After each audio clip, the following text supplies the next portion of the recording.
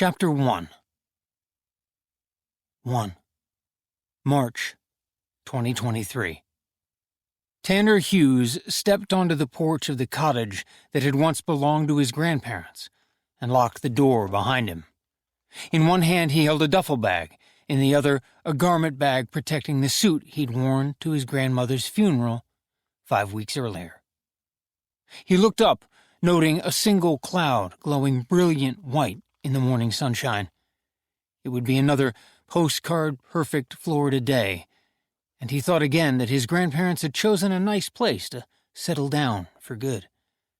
Pensacola had always been a military town, and many veterans moved to the area to retire. He suspected that his grandparents, especially his former Army mechanic grandpa, had fit right in. He left the key beneath a flower pot for the realtor, who planned to come by later. The furniture had already been moved out, painters had been scheduled, and the realtor had hinted that the place would sell quickly. Tanner had spent much of the last month sorting through his grandparents' things and processing the final months he'd spent with his grandma. He glanced over his shoulder one last time, missing her, missing his grandpa.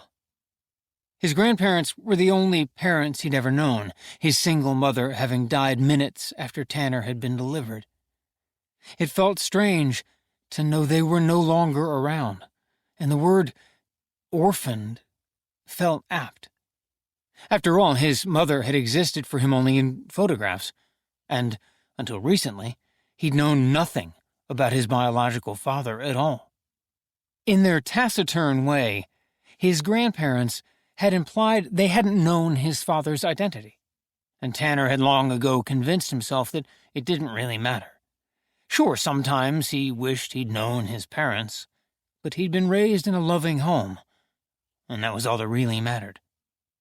Pushing his thoughts aside, he started toward his car, thinking it looked fast even while parked in the driveway. A reproduction 1968 Shelby GT500KR from Revology Cars. It was candy apple red with Wimbledon white stripes. Even though it was brand new, it looked identical to the ones that rolled off the line more than half a century earlier. It was the most extravagant thing Tanner had ever purchased for himself, and when it had arrived, he'd wished his grandpa had been alive to see it. They'd both loved American muscle cars, and while this wasn't an original, it was made to be driven, not stored in a collector's garage, which suited him just fine. Yet, come summertime, it was going to end up in a garage anyway. Tanner squeezed the bags into the trunk next to a box of keepsakes from the cottage. His backpack was already on the passenger seat.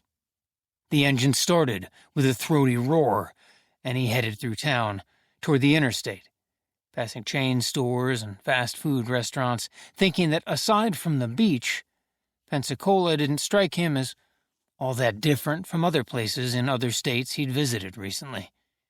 He was still getting used to the sameness in much of the United States, and he wondered whether he'd ever stop feeling like a stranger in the country. As he drove, he felt his mind drifting through the highlights of his life. A youth spent on a dozen different military bases in Germany and Italy, basic training at Fort Benning in Georgia, nearly a decade and a half in the Army. The numerous deployments to the Middle East, and after he left the service, his security work with USAID, the U.S. Agency for International Development, all of it spent overseas. And since then, he'd pretty much stayed on the move, if only because it was all he knew. Much of the last couple of years had been spent on the road, his travels taking him from one side of the country to the other. He'd filled his phone with photos of national parks and various monuments as he'd reconnected with friends and, more important, visited the families of other friends he'd known in the service who'd passed away. In all, he'd been able to name 23 friends who'd been killed or died by their own hand after they'd left the service. Talking with their widows or parents felt right somehow, as though he was getting closer to an answer he needed, even if he still wasn't sure what the question might be.